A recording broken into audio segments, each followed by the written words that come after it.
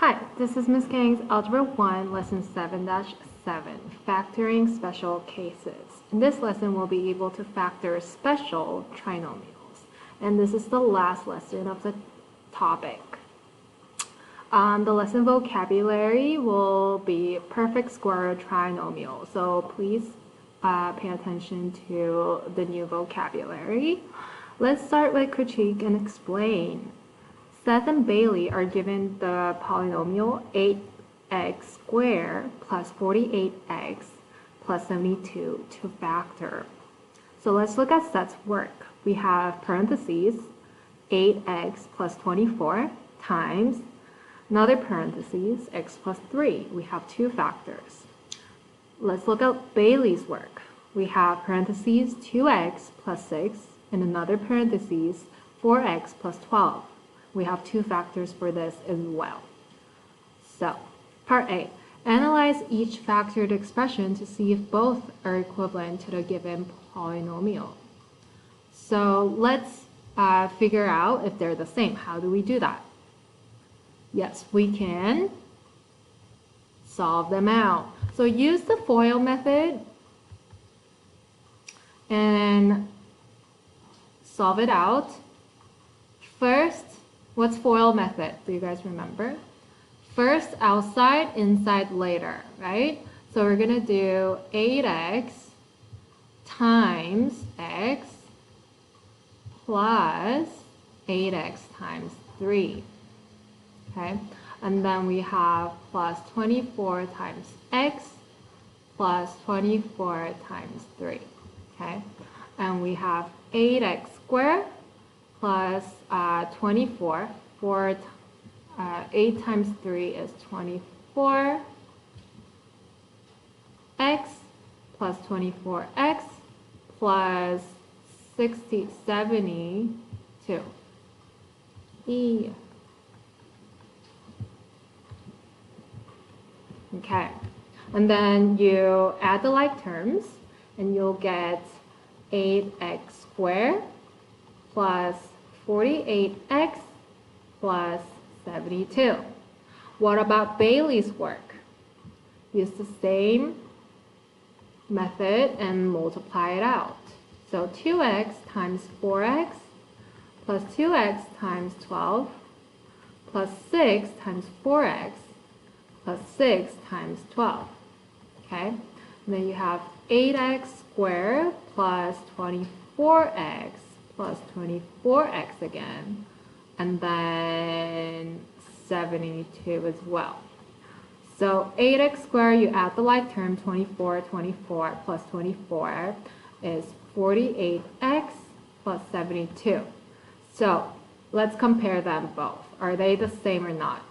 They're the same. Seth and Bailey's work are going to be equivalent. And the polynomial, it is exactly what they're supposed to get. So as you can see, the expressions from both Seth's and Bailey's are equal to each other, and they're equivalent to the given polynomial. Let's write that down. So both expressions are equivalent to the given polynomial. Alright, so how can the product of different pairs of expressions be equivalent?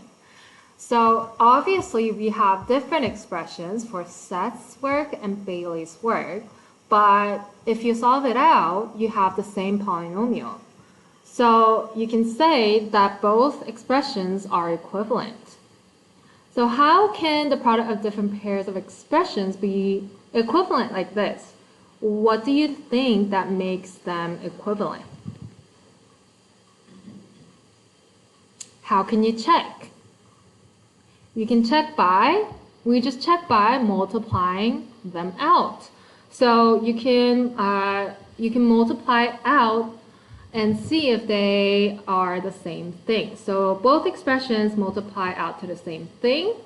So they'll just use different factor combinations. You just have different factors. So similar to factoring numbers, like 24 could be written as 2 times 12, or 24 times 1, or 6 times 4, and so on. So there are different ways to write 24 as a factor of two numbers, right? So that also works with polynomials as well. You'll just have different expressions, and different combinations will give you the same polynomial as an equivalent expression.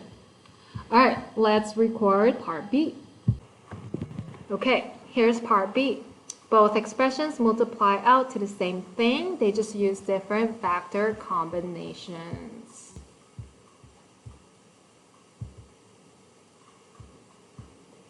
There we go. Let's look at part C. Look for relationships. Find two other pairs of binomials that are different, but whose products are equal. Can you think of any other pairs of binomials that are different from sets or Baileys, but will equal to the same polynomial? So think about it and see if you can come up with any other factors.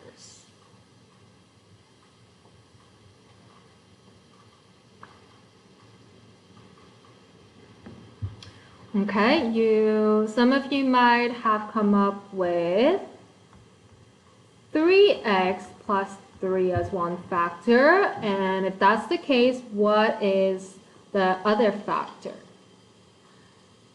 In that case, you should have x plus 5 as the other factor. If you have one factor, you can also divide the polynomial to figure out the other factor. And so that will equal to 3x squared plus 18x plus 15. What about the other combination the other two pairs, the other pair of binomial that will be equal to 3x squared plus 18x plus 15. So you don't have to figure out exactly the same polynomial as we looked at.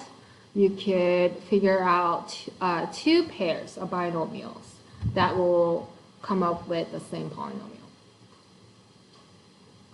Yes, so if this is one pair, the other pair could be 3x plus 15 instead of 3 times x plus 1. And if you multiply that out, you will also get 3x squared plus 18x plus 15. Okay? You can find numerous factors to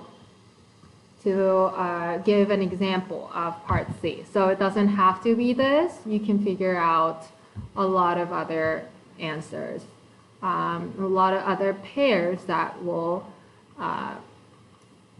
give the same product. Okay, this is just an example. All right, so now we realize that there could be more than one way to write a polynomial as factors of binomials, right? So the essential question for this lesson is, what special patterns are helpful when factoring a perfect square trinomial and the difference of two squares? So we'll have something called a perfect square trinomial, and notice that is our vocabulary. So what is a perfect square trinomial? Let's look at example 1. A perfect square trinomial results when a binomial is squared. So what is the factor form of a perfect square trinomial? We'll figure it out. So the whole idea is when we have a binomial that is squared.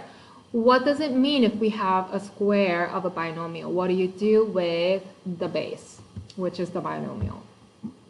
So say if you have a plus b, you'll square that, which is a plus b times a plus b, right? And if you square it, if you multiply that out, you'll get a squared plus 2ab because you'll have the like terms, ab plus ba, and ab is equal to ba, right? You add them, you have 2ab, and then plus b squared. What about a minus b times a minus b? You'll get a very similar polynomial, except the second term will be a negative because you have negative ab and then negative ba, which it will be added to negative 2ab. Okay, and then negative b times negative b is still b, positive b squared.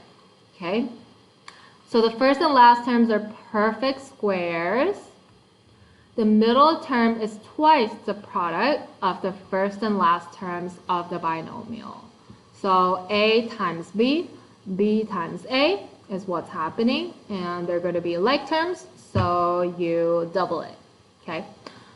What is the factor form of x squared plus 14x plus 49?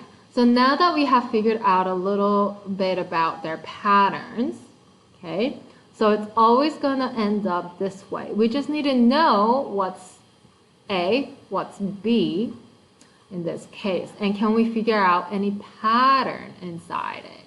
Can we see if we can figure out what's a and what's b in the polynomial, right? So we're gonna first write the last term as a perfect square. So we want perfect squares for the first and the last terms, right? And so we already have x squared, right? 49 could be a perfect square. So 7 squared is equal to 49. So we want two perfect squares here, and then the middle term needs to be separated. We need 2 times a times b, where a is this part, b is this part, right? So we want plus 2ab, where a is x, b is 7 in this polynomial. So 2 times x times 7 is going to be 14x, which is exactly what we have. So this is probably going to be a perfect square trinomial. First, we want to separate the second term, 2 times 7 times x, so that we have a separate a and separate b in your second term. Does that make sense? Because you need 2ab, the form 2ab. We have 2 here, and that's a and that's b. Okay?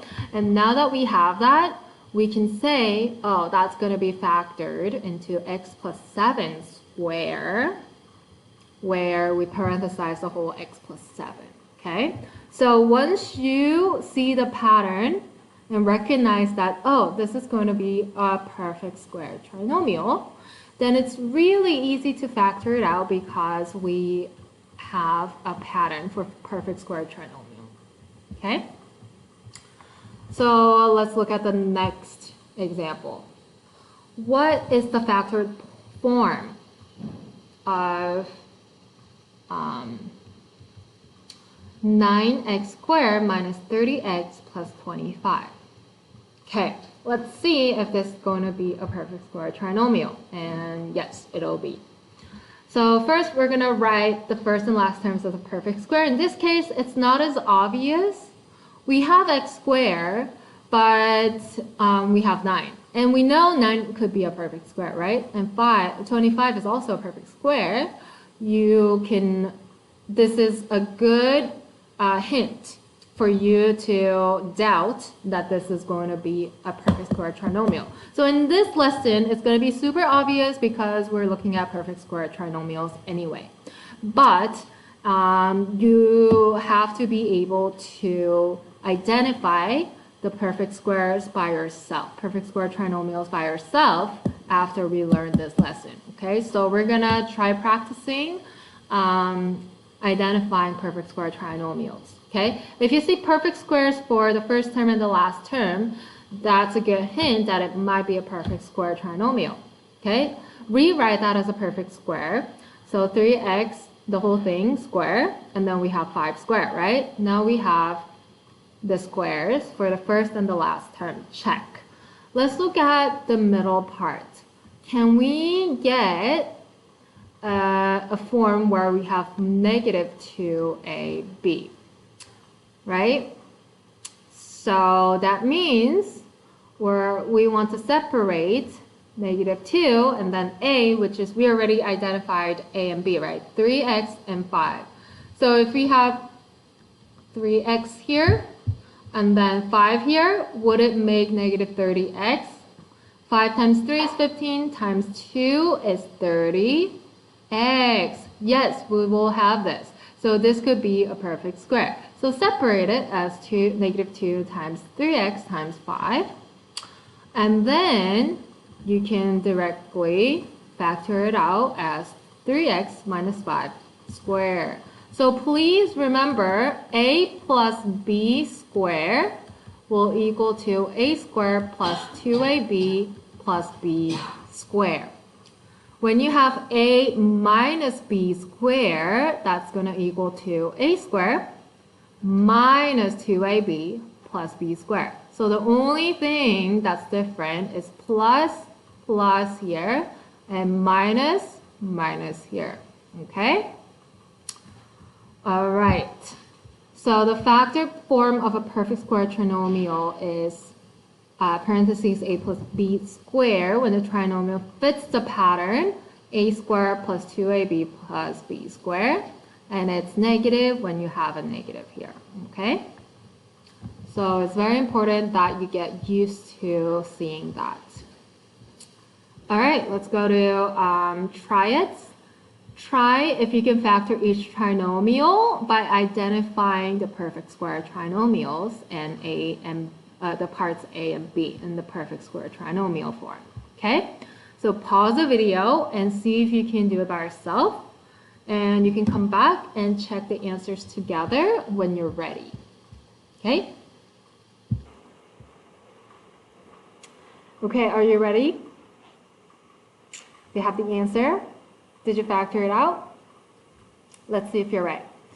So let's look at part A. We have 4x squared plus 12x plus 9. So the first step, what is the first step? You want to make the first and the last term a square, perfect square. So we have 4x squared. How can we rewrite that so that we have a perfect square, factor a perfect square, including your coefficient, not just x? We can rewrite that as 2x and then square, right? And we'll be able to get 2x times 2x, which is 4x.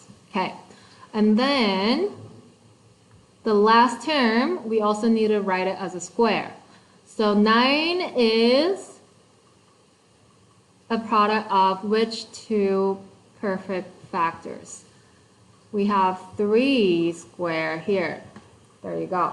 And then the middle term then needs to be 2ab, where a we already know is going to be 2x, and b is going to be 3, right? So it's 2 times 2x times 3, 12x.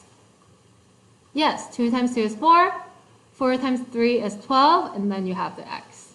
So that works, which means you can easily factor this out as a perfect square by using a plus b square. So your a is 2x in this case, plus b is 3 in this case. Don't forget your square at the end.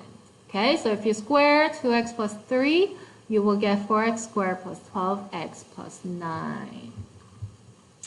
All right, so put a check mark if you got it right. Good job. Part B, x squared minus 8x plus 16. So first of all, you need to rewrite this as a perfect square, right? X squared is already a perfect square. We're gonna skip the second term until we're ready for it. So 16 could be written as which number square? 4 square. Okay, 4 times 4 is 16. And then we should have a 2ab in the middle, right? Except in the middle we have a negative, which means if it does fit the perfect trinomial, it's going to be a minus b, not instead of a plus b, right?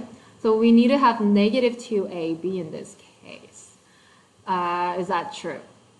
So let's write that down first. 2 times a is x, b is 4. 2 times x times 4, is that 8x?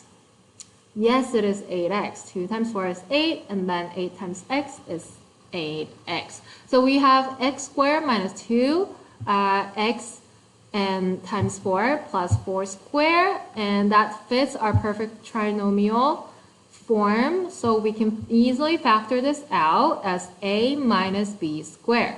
Your a is x in this case, b is 4 in this case, and you have a negative sign in the middle, so you will have a minus b. X minus 4 squared would be your factored form. Okay, check your answer. If you got both of them correct, good job. All right, that was example 1. Let's look at the application in example 2, and then we'll have more examples after that. So first of all, how do we use this, right? Why is this useful? We're going to factor to find the dimension. Okay, Sasha has a tech store and needs cylindrical containers to package her voice-activated speakers.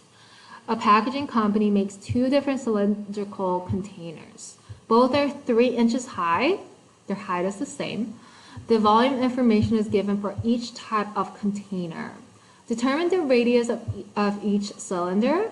How much greater is the radius of one container than the other? So we want to figure out the radius, but the only information given is that their heights are both 3 inches high, and we have the volume given. So how are we supposed to figure out their radius? First of all, do you guys remember the formula for the volume of a cylinder? If you don't, the textbook kindly reminds you here. It's pi r squared times h, where v is your volume, pi is just pi, r stands for radius, and h stands for height. Okay? So looking at that, what are the information that we already know? We have the volume, we have pi is just pi, we have the height. So the only unknown variable here should be the radius. Okay, that's what we're figuring it out. We should have all the other information in order to figure r out mathematically. All right, so because height is 3, we can use 3 in both equations, but let's figure out the radius for each one. Okay, so for the cylindrical container on the left, the volume is 3 pi x squared inches, cubic inches, right? So then put that as a volume, 3 pi x squared in your volume equation, right? That's volume. Equals pi r squared h. Equals pi, we don't know r, so we're going to leave it as r. And then h is going to be 3, right? So if we rearrange that, it's going to be 3 pi x squared equals, you put 3 in front because they're on multiplication, you can rearrange things. You have 3 pi times x squared. So they're basically the same thing. What does that tell you? 3 pi r squared. Instead of r squared, we have x squared, where x could be your radius. Okay? So that means r is x. Okay? Let's look at the volume for the figure on the right. You will have, you will rewrite the volume equation again, and then fill in the information you have. For the volume on the right, you have pi times 3x squared plus 30x plus 75, and that should equal to pi r squared h, but we know h is going to be 3, right? And then we rearrange things so that we have a better idea. We can try to factor out 3 so that we have 3 pi on both sides. And then we can get rid of 3 pi, right? So rewriting this, so factor out 3 in this polynomial, we have 3 pi times x squared plus 10x plus Instead of 75, we'll have 25. And that's equal to 3 pi r squared. So that means getting rid of 3 pi, dividing 3 pi on both sides, you have r squared is equal to x squared plus 10x plus 25. However, we need to figure out r. How do we figure out r? We have to factor this polynomial out in order to figure out r. Hopefully this is a perfect square trinomial so that we can factor out the same factor because r has to be the same, okay? So r squared is r times r, right? Factoring this out, can we figure out if this is a perfect square trinomial? Let's see. The first part is x squared. The last term could be written as 5 squared. The middle term could it be 2 times ab, where a is x and b is 5? Yes, 2 times 5 is 10 times x is 10x. So that is a perfect square trinomial. Perfect. And then we just have to factor this out as a perfect square. What is a and b here? X and 5. So we have x plus 5 squared. That will have a product of this polynomial. So we know that x plus 5 is your radius. This is why we need to know how to factor these out as a perfect square, right? Otherwise, it will not be exactly r. So in this case, we expect the polynomials to be perfect square trinomials, okay? So we basically solve for r, and now the question, how much greater is the radius of one container than the other? Obviously, we know that the radius here is going to be bigger just by looking at it too, right? But we know the radius for this one is x plus 5, and the radius for this one is just x. So how much greater is this compared to the smaller one? Well, they both have x, but then this one is greater by 5, right? So you just add 5 from the radius on the left, right? So you can say the difference between the radii is going to be 5 inches. So the larger cylinder has a radius that is 5 inches greater than the smaller one. Is your final answer. Make sure when you're answering the question that is in a word problem like this, in an application word problem, your final answer should be in words. Okay, interpret what 5 means. You can't just say 5. You have to say what it really means, okay? So let's try number 2. What is the radius of a cylinder that has a height of 3 inches and a volume of pi, parentheses, 27 x squared plus 18x plus 3 cubic inches? So figure out the radius of the cylinder, which has a height of 3 inches and a volume of this polynomial. Okay, pause the video and see if you can do it by yourself. Follow the same steps as we just did in example 2, and you will be able to figure it out. And we'll check the answers later, okay?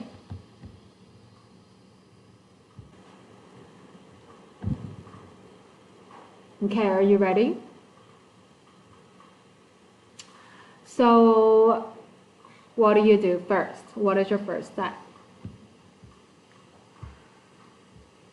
In order to get your answer, you need to use the same volume equation. Volume equals pi r squared h.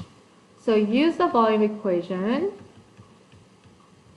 and plug in the information you know and solve for the unknown variable. Okay, and then you will interpret your answer. So the volume here is pi 27x squared plus 18x plus 3. That's equal to x, radius square, and we know that height is 3 inches. So plug in 3 there. And we just need to figure out the radius. So we're solving for r, okay?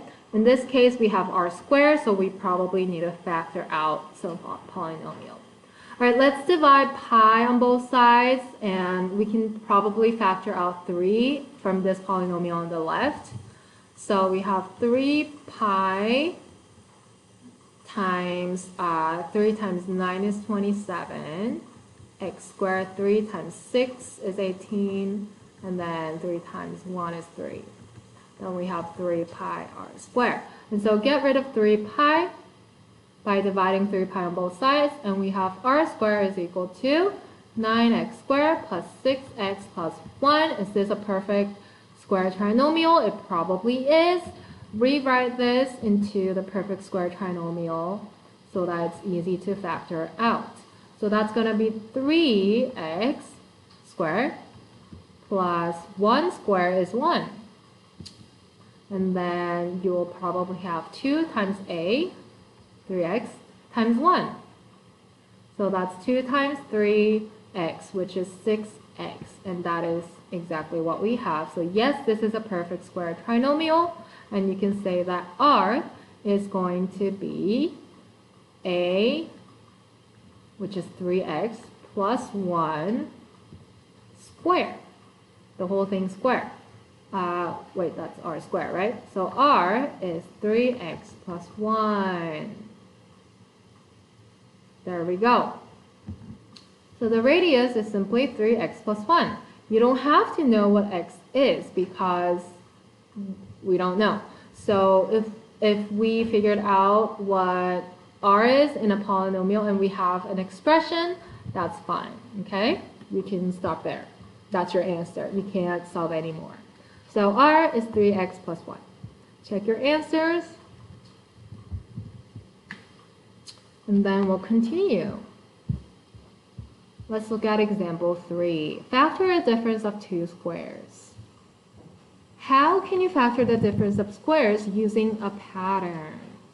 So first, recall, so remember that a binomial in the form a squared minus b squared is called a difference of 2 squares. We already looked at that, okay?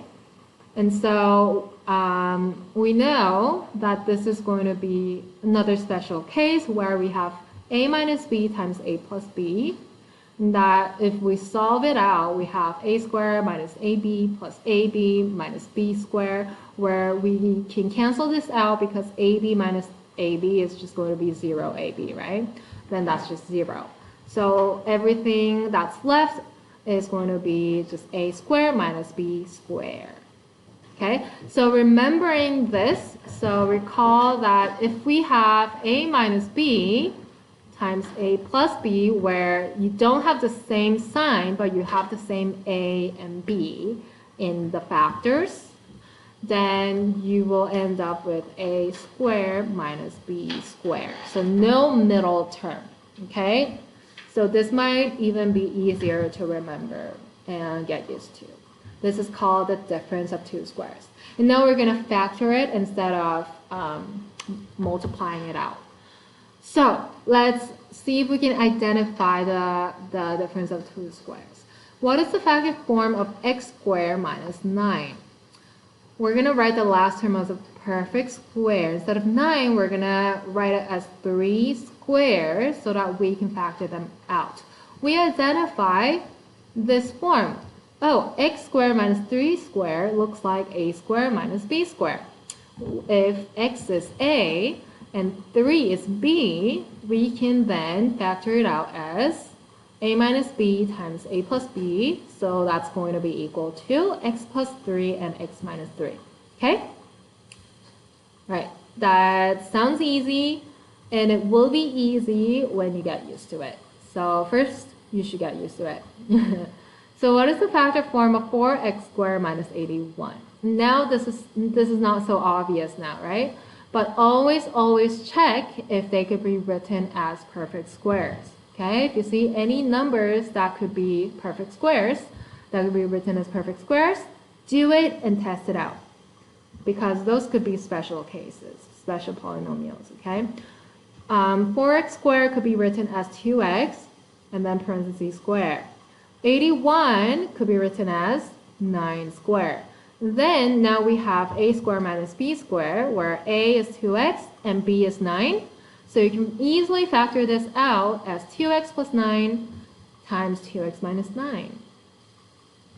So we're just looking for patterns for special cases, okay? The difference of two squares is a factoring pattern when one perfect square is subtracted from another. If a binomial follows that pattern, you can factor it as a sum and difference. So always remember when you're factoring the difference of two squares, you have different signs, okay? It's different from the perfect square trinomial. So please keep that in mind. They're a little bit different. All right, let's try number 3. See if you can factor each expression. They're going to be obviously a difference of two squares. So please write it in the form so that it's easy to factor them out. So pause the video, solve for it, come back when you're ready for answers.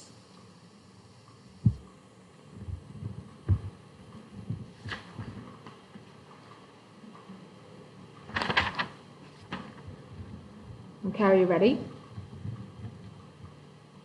So there are going to be differences of perfect squares, differences of squares, where you have a squared minus b squared, which will equal to a plus b times a minus b. Or the other way, a minus b times a plus b doesn't really matter, okay? You'll get the same thing.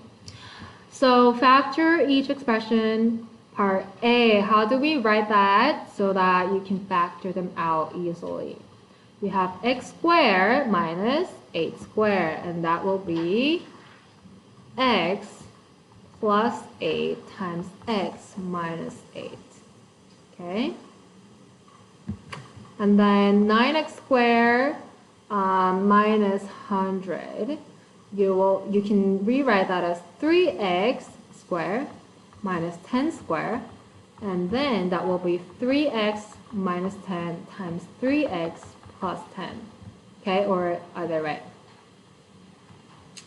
Just make sure you're not writing them as x plus 8 squared or x minus 8 squared. They're not the same thing, okay?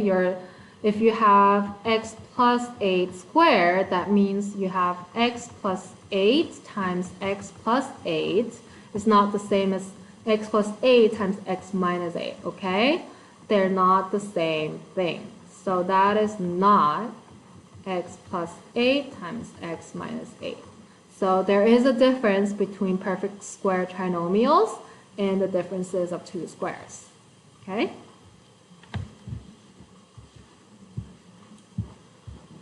All right, let's look at our last example 4. We're going to factor out a common factor. So let's look at the first binomial right here. What is the factor form of 3x cubed y minus 12xy cubed?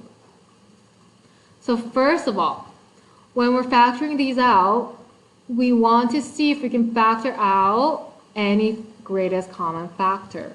And that will reduce our polynomial into a smaller polynomial, okay? So that's going to make it easier for us to factor them out. So first of all, let's try to figure out the GCF. For both terms, we can see that 3 is the GCF of the coefficient. And for the variables, we have x and y, right? So 3xy is our GCF. And so factor it out. If you factor it out, 3x cubed y divided by 3xy would just be x squared. 12xy cubed divided by 3xy would just be 4y squared. And then if you multiply it out, you should get the original form, okay? And then we want to see if this could be written as differences of two squares. So write each term in the brackets as a perfect square. We have x squared minus 2y parenthesized square. And now that follows our a squared minus b squared form, right? Then we can easily factor them out as x plus 2y and x minus 2y. And then don't forget your GCF that you factored earlier. doesn't just disappear, you need to leave it as it is, right? So you're multiplying 3xy times x plus 2y times x minus 2y. That is the completely factored form of the binomial over here, okay? So when they say factor each expression completely, you have to completely factor out until you cannot factor out any further, okay? So parts A and B, you can still factor them out further. So see if you can factor out each expression completely by yourself and come back when you're ready for answers. Okay, are you ready? So the first step for these type of problem, you should always see if they have a GCF for all of the terms. So for part A, you're looking at the GCF that could be there for all three terms. You see 4, 24, 36. Do you think they have a GCF? Yes, they'll all be divisible by 4, right?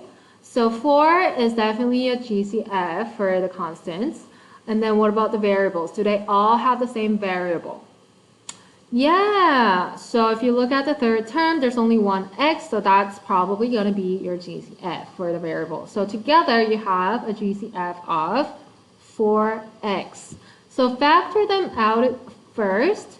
You have 4x as a GCF, and then you will simplify the polynomial first. And then you have x squared plus 24 divided by 4 is 6. Divided by x squared divided by x is x, so 6x plus 36 divided by 4 is 9, sorry. And then x divided by x is just 1, so it's just 9 at the end, okay? And then, can you still factor this polynomial out? You have the middle term, so which means it's probably not going to be the difference of squares, but it might be perfect square trinomials. So let's check. Rewrite this as squares, okay? So 4x times x squared plus, we're going to skip the middle part and see later, okay? 9 could be written as 3 squared. So in this case, x could be part A, and then 3 could be B, where you have 2 times AB here. Could that be possible? 2 times x times 3. Is that 6x? Yes, that is 6x. So that could be factored out easily as the perfect square trinomial, right? So you have 4x times x, is it plus or minus 3? Because your middle term starts with plus, it's going to be x plus 3, and then the whole thing squared. And that is it. That is your factored form. That's completely factored. Okay, and then part B, we have a binomial. See if you can factor out the GCF first. Do you see any GCF? 50 and 32 could be divided by, they could be both divided by, they're both even numbers, so 2. Yeah. Any other numbers that could be divisible? No. What about the variables?